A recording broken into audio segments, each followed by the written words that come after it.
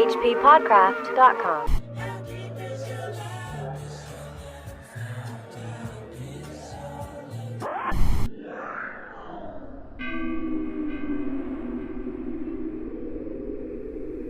I had not quite crossed the street when I heard a muttering band advancing along Washington from the north. As they reached the broad open space where I had had my first disquieting glimpse of the moonlit water, I could see them plainly only a block away, and was horrified by the bestial abnormality of their faces and the dog-like subhumanness of their crouching gait.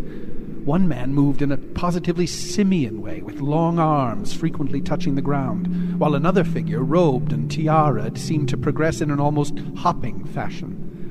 I judged this party to be the one I had seen in the Gilman's courtyard, the one, therefore, most closely on my trail. As some of the figures turned to look in my direction, I was transfixed with fright, yet managed to preserve the casual shambling gait I had assumed. To this day I do not know whether they saw me or not. If they did, my stratagem must have deceived them, for they passed on across the moonlit space without varying their course, meanwhile croaking and jabbering in some hateful guttural patois I could not identify.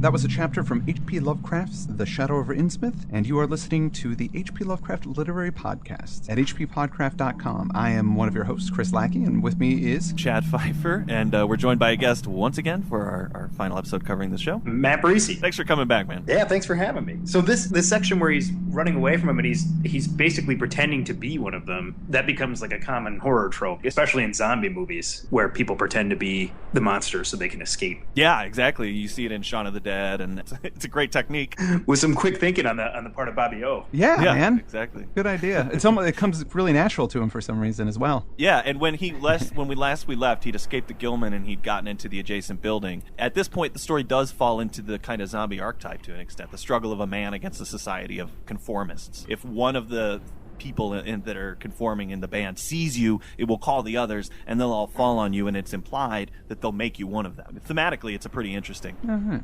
thing. And I wonder, I mean, some of that must be at play, don't you think, with Lovecraft? You go into this town and they're going to make you like them. It's a fear. Anyway, before we get too far into discussing it, anything we need to get out of the way before we Well, yes, we do. We are still doing our fundraiser for the Call of Cthulhu reading by Andrew Leman. That's who we heard reading that opening paragraph. Yes, once again, joining indeed. us. Thank you, Andrew. We are trying to get all three parts of Call of Cthulhu read by him, and the music will be done by Reber Clark, That's right. whose music we used for our show when we covered the Call of Cthulhu. And he even he just sent me the other day some new music to use in the reading when we put it out. Oh, great. So it'll have some original stuff that you haven't heard before as well. No, I love this stuff. Yeah, it's going to be pretty cool. Reminder that I've got my book up on Amazon, Children in Heat. If anybody wants to pick up, it's a quick read. Put a link in the show notes. Everybody should read it. That's all I think that we have, right? That's it. That's all we're pushing. Okay, because I'm excited. This is the greatest part of the greatest Lovecraft story.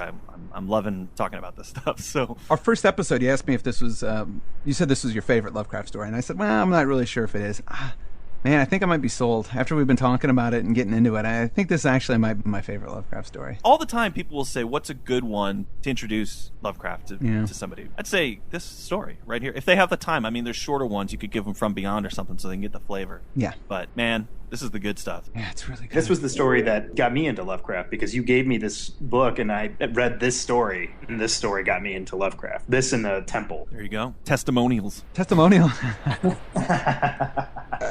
Well, when we heard that opening paragraph, though, we were cutting ahead a little bit. There's a section we kind of skipped over that's pretty tense, where he makes you feel every little jog that the protagonist is going through, because essentially there's people all over the streets. There's sounds of an organized pursuit of some kind. And his southward exit that he was going to take is cut off. Yeah. So he's got to kind of improvise a way out of the town, and at one point he has to cross this wide open square. As he does, he spies Devil Reef out there in the water, which in and of itself bugs him just seeing the island, but even worse is he sees that in the water between the reef and the shore, there are some shapes swimming inward. Yes. There's something coming from the island. Yeah. So it's not just the dudes that were in the hotel. It's not just the people on the street. A teeming horde is coming from the ocean as well, Right. which is terrible.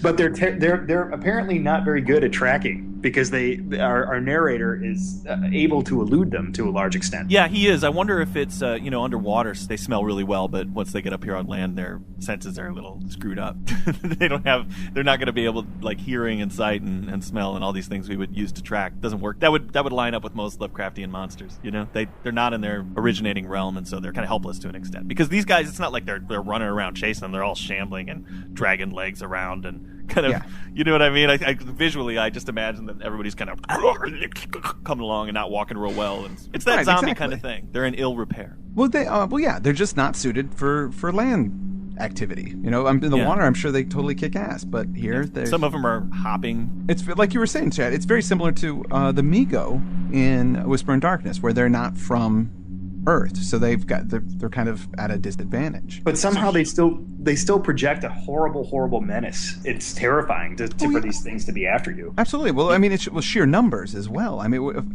a whole town of 5-year-olds that want to kill me is scary. It doesn't matter how advantaged or disadvantaged there are when you've got numbers on their side. Is that something that is either happened to you, Chris, or do you just spend time worrying about it? No, I mean, have you ever had that? I'm sure I've asked you or Burriesci. I mean, in a fight, how many 5-year-olds do you think you could take? You actually never asked me that question. I've never asked you that? I could have sworn I've asked you that one, Matt. If there were children that were bent on killing you, not just actual 5-year-old children, but, maybe they're possessed with some kind of supernatural evil, how many could you take down? I mean, they're 5, they're little, and they're not very strong. But if you get 3 or 4 of them, they'll bring you down. Yeah, I think I could do better than 3 or 4. Really? Yeah, I could take out 4 5-year-olds. Well, look, there's only one way to settle this debate. I'll see you guys later. Wait. I'm going down to the grade school. You're talking about not real 5-year-olds, because real 5-year-olds would be scared of you and they would run away. I'm talking, 5-year-olds that would be hell bent for leather, ready to destroy you. Right, Children of the Corn type children. Exactly, like Children of the Corn children, where they're homicidal. They wouldn't be scared of me. No, they would try and fight you, and a punch from you would definitely really severely injure a 5-year-old kid. No matter how crazy that 5-year-old kid is. However, you're not going to get too many good punches in because you'll just get swarmed. Yeah. Faster than you, actually. Well, I was just about to say, I think I would just outrun them. I don't know if you could outrun a little kid. I mean, honestly, like, you're gonna get winded much quicker than they are. You especially. What are you saying? Fifer, when's the last time you've been to the gym?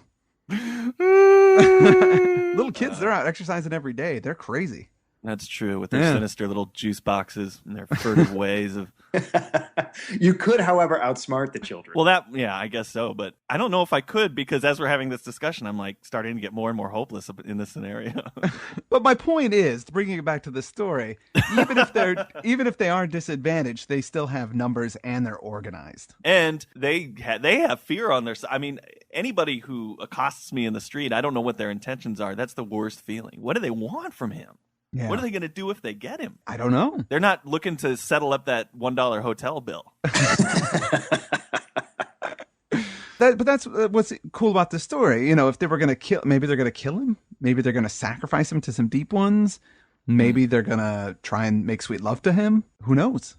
But it's obviously, you would think if they were going to kill him, they could have just done it earlier or easier. Nobody else is in the hotel. They could have just had a guy waiting in the hallway. Yeah, to jump him. It's true. Yeah, they have plans for this guy. There's something coordinated about him that they want to get, that they want to get their hands on him for some reason. This must be how the Beatles felt in Hard Day's Night. He's heading out to the rails, right? That's his new plan. That he kind of says, you know what? There is an old rail yard. I think nobody will patrol that, so it's covered. I think I can make it there, and that's going to be my exit out of town. He does get to the rails, and he has to kind of follow it. And he can hear the pursuit. It's sort of all around him. I think there's this long covered bridge he has to cross. I think, isn't it? He goes in and all these bats fly out. Yeah. Well, I mean, this is the same bridge that when he came into town in, right? That's yeah. It was really creepy. Those bridges are scary, the covered ones, just because you're trapped. You really, once you go in, there's only 2 ways out. Either keep going through that bridge or go back the way you came, and it's they're creepy. Yeah, there's a covered bridge in the Dunwich Horror too. I think it really works well as a gateway into the supernatural realm, sort of. Right. The threshold that they have to cross. Exactly. Well, so as he makes his way, he sees something to the south. It looks like a moving column of things on the Ipswich Road, and there are way too many of them. Innsmouth is only supposed to have about 200 or 300 folks in it in the entire town. Yeah. Suddenly, there's all these folks out. So these are the people that have been hiding in those shelled-out houses. Yeah. I mean, thousands. There's a lot more of a population in Innsmouth than people know. Right. He described an undulating column. That's how he describes it. It's just it's like a giant snake almost. Like it's just horrifying. He has to basically hide once he sees this column and just wait for them to pass. And he knows that they're approaching, so he kind of gets down in the, what is it, there's just some shrubbery or something like that he kind of crouches down. By the train tracks, he just kind of gets in and hunkers down and hides. And there's a moonlit passage that he can see, and he knows that when they pass through it, he will see them, and he doesn't want to see them. But of course, he can't help but look. But I must try to tell what I thought I saw that night under the mocking yellow moon. Saw surging and hopping down the Rowley Road in plain sight in front of me as I crouched among the wild brambles of that desolate railway cut. Of course, my resolution to keep my eyes shut had failed. It was foredoomed to failure, for who could crouch blindly while a legion of croaking, baying entities of unknown source flopped noisomely past, scarcely more than 100 yards away?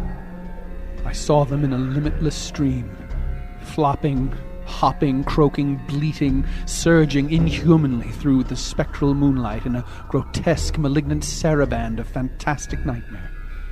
And some of them had tall tiaras of that nameless whitish gold metal, and some were strangely robed, and one, who led the way, was clad in a ghoulishly humped black coat and striped trousers, and had a man's felt hat perched on the shapeless thing that answered for a head.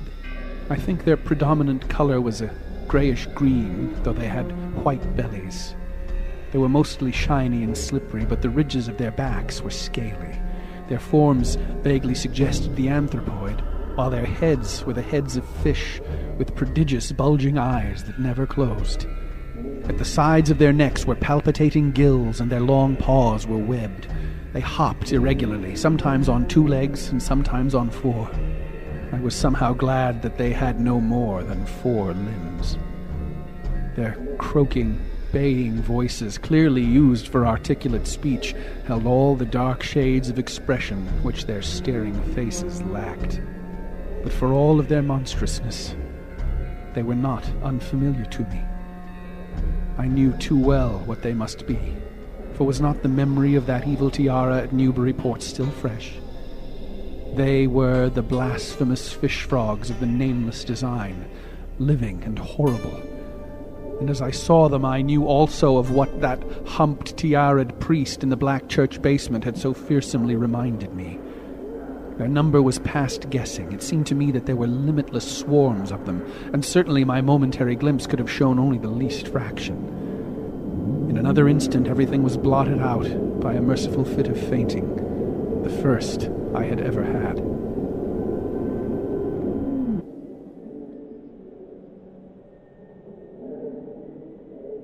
I think the most horrible part of that is the guy in the hat for some reason.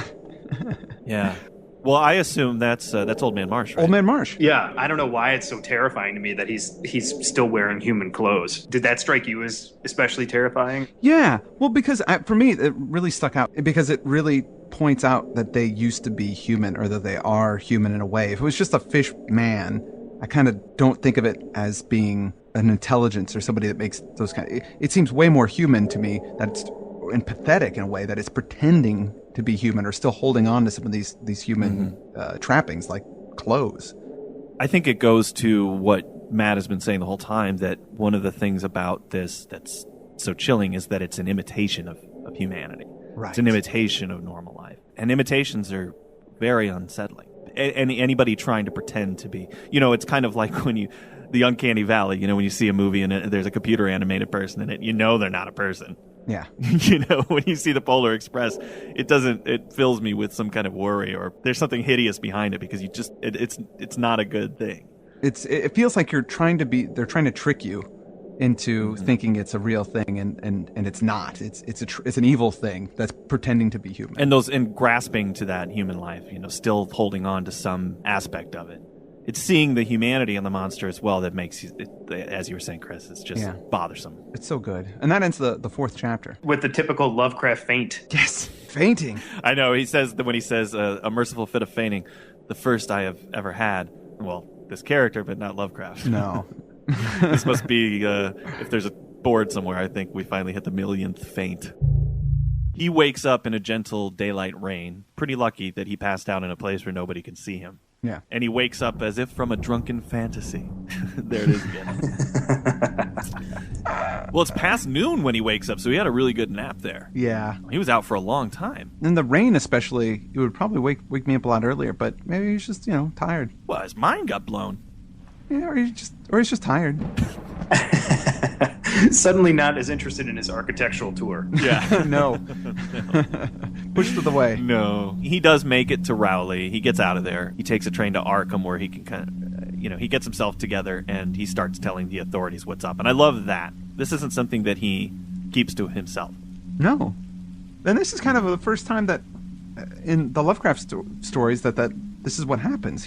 Usually they just can't deal with it, and then they go on with their life, or they die, or they go insane, or whatever. But this guy goes to the authorities, and they don't really believe him, sort of, at first, but he convinces them, they check it out, and then things, it reveals things. Well, yeah, and it works. I mean, It works. This is not the horror trope of the unhelpful policeman, which is the policemen are always unhelpful in horror stories and horror movies. They just don't believe the protagonist or whatever. But here, he tells them in Arkham, he tells them in Boston, they go, okay, we're going to go check this out. They go, they say these people are crazy and there's some monsters down in the ocean, so get some torpedoes ready. Yeah, they reached absolutely reasonable conclusions. Yeah. Yep, they say, well, that sounds like a crazy story, but let's go look. And then they look and they go, yep, that story's true. Let's take care of it.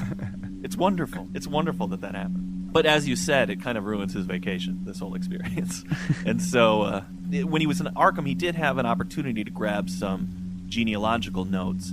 And although it seems the story's over, there's a little more to learn here. Mm-hmm. It seems that his uncle had been in Innsmouth before doing the same research. Mm-hmm. And had uncovered a similar thing, which is that his grandmother's father, Benjamin Orne, had married somebody odd just after the Civil War, a woman named Marsh who didn't have any recorded family and herself had an early death, which is kind of a strange thing, that there's a Marsh in his family. Yep. So that's the conclusion of his genealogical tour. He got some pretty bad genealogical info there. He goes home to Toledo. That's the first time I realized that he was a Midwesterner. It was at that point in the story.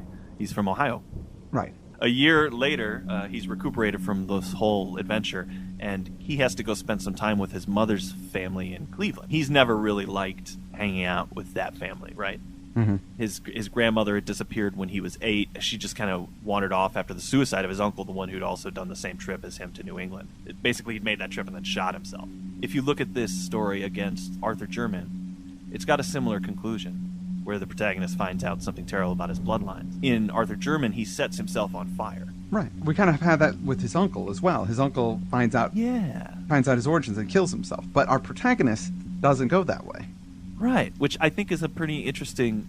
It's neat that he says, well, here's one way we could go, but this time we're going to go a different way with it. What if he embraces it or starts to understand it? This is I think one of the great endings in horror literature because that happens, because he starts to have these dreams where he starts to see the cities, and then he's swimming. Yeah, he's swimming. He starts to physically change. Yeah, and then he has a dream that he meets his grandmother. Now, his grandmother had wandered off when he was 8. Nobody knows what happened to her. I thought that was curious because I think Lovecraft was 8 when his father died. Yeah. In one of those dreams he has of swimming in the water, he meets his grandmother in the sea. She's like in some palace with an underwater garden, and it made me think of those sea monkey ads. There's the nuclear family floating around, and they're kind of 1950s bliss. One of the things that makes it so disturbing to me is that as he's telling the story, he's relating it in such a matter-of-fact way, all this creepy stuff at the bottom of the sea. He's just like, oh yeah, then Fifer lived in Yaf or whatever. I can't even pronounce these names. Oh, I know. And tells you all about how the deep ones could not be destroyed and all this stuff, and then it all seems rather like logical, like of course this is the course he would take. Yeah. There's a little bit of horror because while he's doing research on his mother's family, and when he'd gone out to Cleveland to visit them, his brother takes him to the safe deposit box where the family jewelry is kept, or is this another uncle? It's another uncle or something. He's going to go check out the family jewelry, and when he looks at it, it's a tiara and some other things that are just like that tiara in Newburyport. And when he sees that, he faints again, I think. But that is that's the horror. That's as far as he goes with the horror. And then after that, he kind of realizes, hey, I'm descended from these people. He's in a bit of denial, but you're right, man. He gets very matter of fact. He gets an insurance job and continues to try, living a human life. But he knows he's having those dreams. And it finally concludes. So far, I have not shot myself as my Uncle Douglas did. I bought an automatic and almost took the step, but certain dreams deterred me. The tense extremes of horror are lessening, and I feel queerly drawn toward the unknown sea deeps instead of fearing them. I hear and do strange things in sleep, and awake with a kind of exaltation instead of terror. I do not believe I need to wait for the full change as most have waited. If I did, my father would probably shut me up in a sanitarium as my poor little cousin is shut up. Stupendous and unheard-of splendors await me below, and I shall seek them soon. Ia, relay. Cthulhu Fatagan. Ia. No, I shall not shoot myself. I cannot be made to shoot myself. I shall plan my cousin's escape from that Canton madhouse, and together we shall go to marvel-shadowed Innsmouth. We shall swim out to that brooding reef in the sea and dive down through black abysses to Cyclopean and many-columned Yohannath Lay. And in that lair of the deep ones, we shall dwell amidst wonder and glory forever.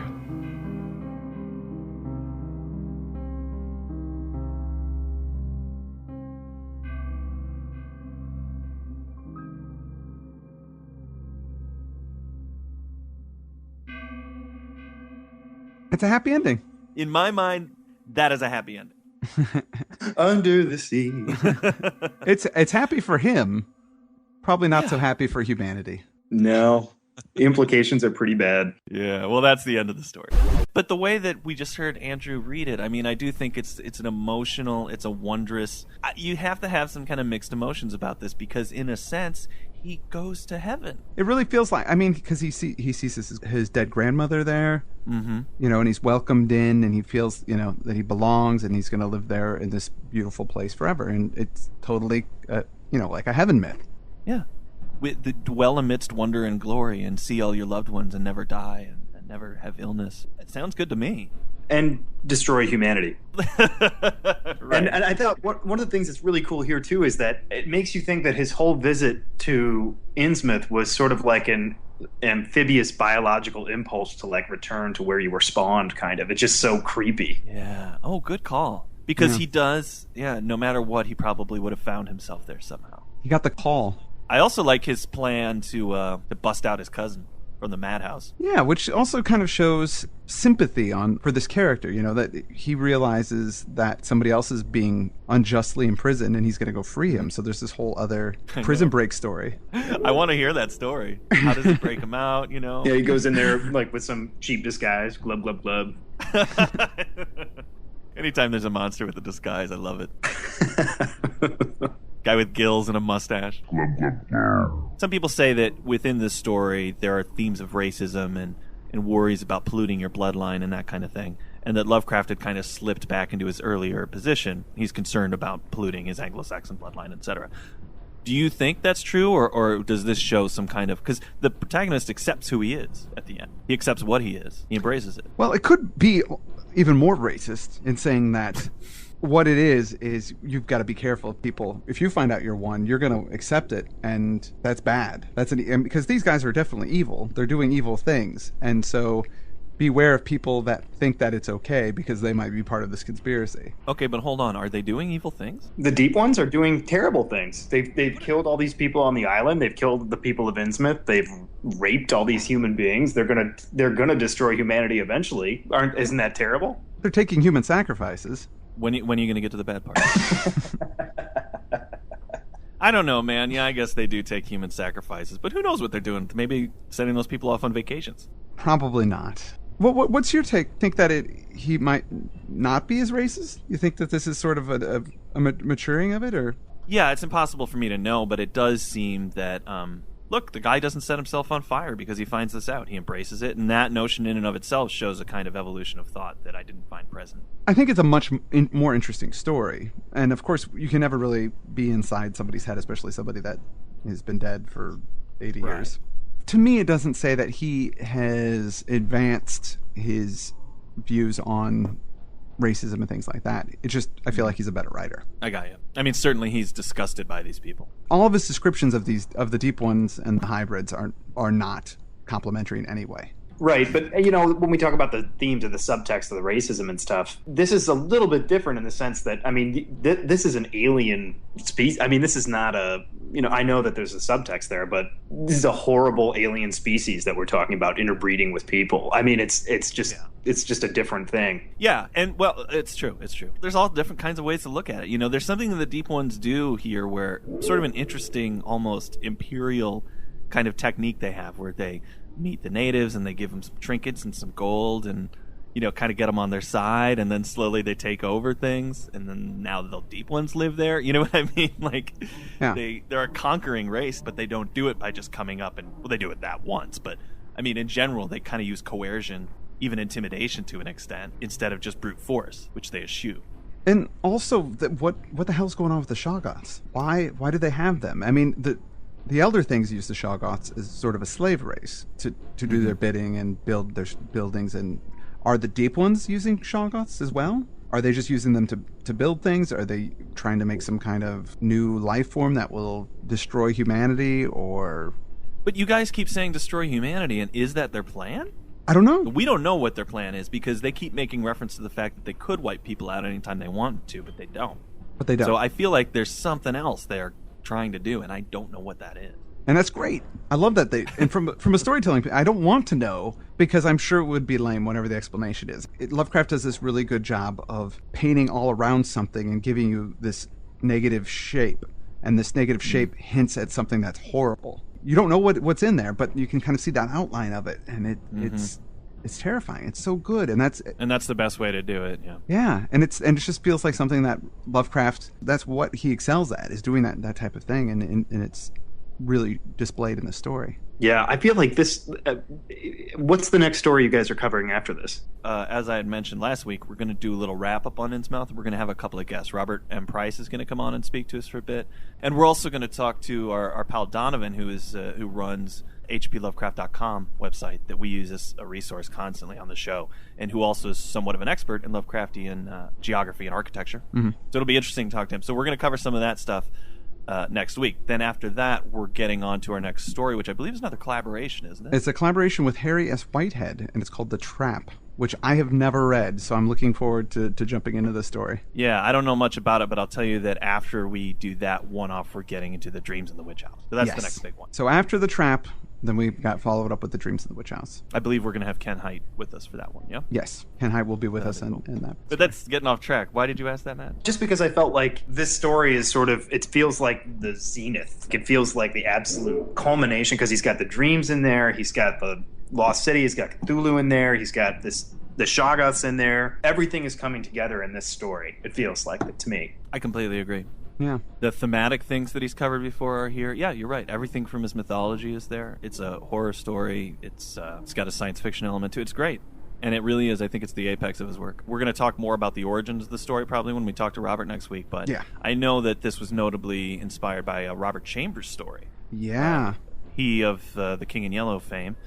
He wrote a story called The Harbor Master, which is about amphibious human beings living in a deep chasm in the sea. I know that was particularly influential on this. Also an Irvin Cobb story called Fishhead. Yeah. Which is not the song Roly Poly Fishheads, but it was a story called Fishhead that Lovecraft really liked. And we can talk about some more of that next week. But there are some literary sources that this came from. He wasn't the first to come up with this whole human-fish hybrid thing. But we'll talk. I think that's something we'll probably definitely talk about with Robert. Absolutely love this story, and I had so much fun going over it and really digging deep into it. It's one of the joys of doing the show is that I learned so much more about the material, and I think that I liked something before, and then by the end of our discussion, I just love it. Indeed. Well, it's been really fun talking with you guys about this. It remains, even under the light of analysis, still my favorite Lovecraft piece. Yeah. I hope that if folks haven't read it, they will. Yeah, read it. And certainly pass it on to others. And I think that's all we're going to have on the actual coverage of the story until we're back next week discussing it with those guys. So we're going to outro once again with a piece of music. This is from the upcoming album Live at the Gilman House, featuring Ogham Waits and the Amphibian Jazz Band. It's a collection of jazz standards with an Innsmouth bent that will be released soon by the H.P. Lovecraft Historical Society. There are more details on their site, CthulhuLives.org, and the track we'll be playing is called Some Wonderland Overseas. Hope you all enjoy that and pick up the record.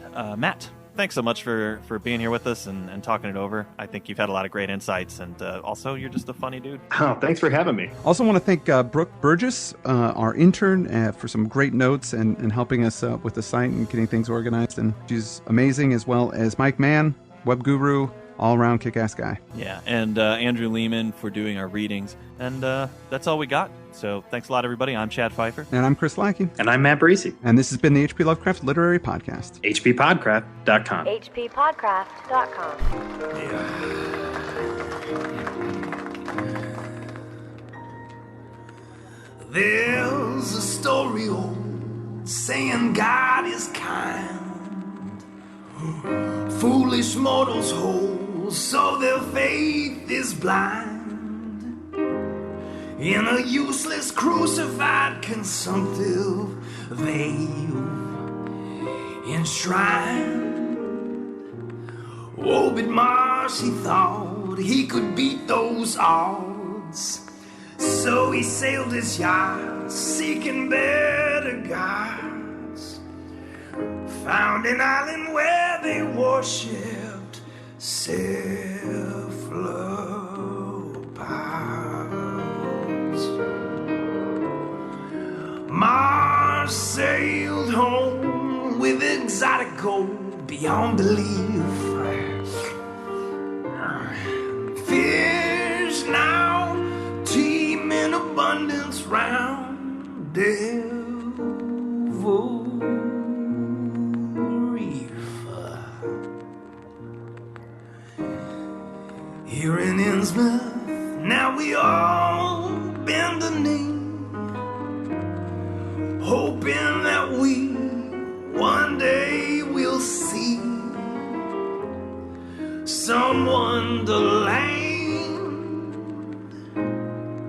overseas. Yeah. Join the esoteric order and swear we won't despair. Soon we will share some wonderland overseas. Although we know we're not a clan people think of as handsome, as deep ones that we must appease.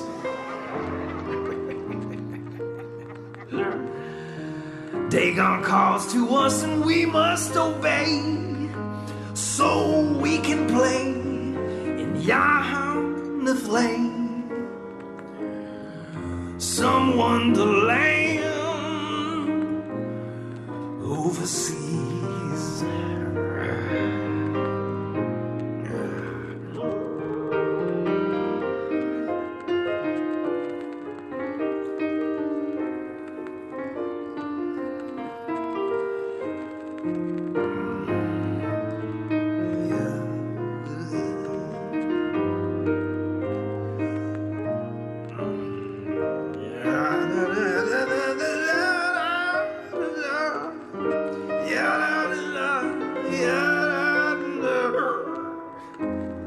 Some wonderland overseas.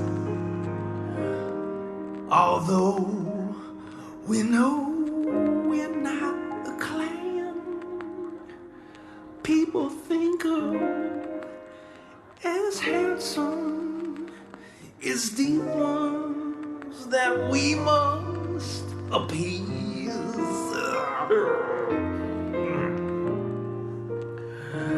Dagon calls laws to us, and we shall obey.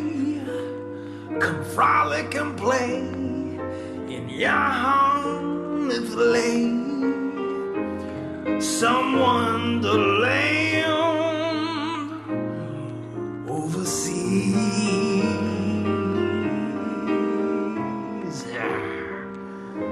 Some wonderland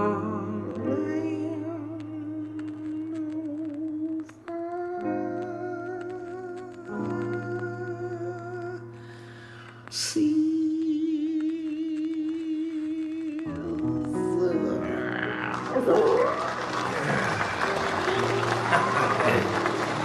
Thank you.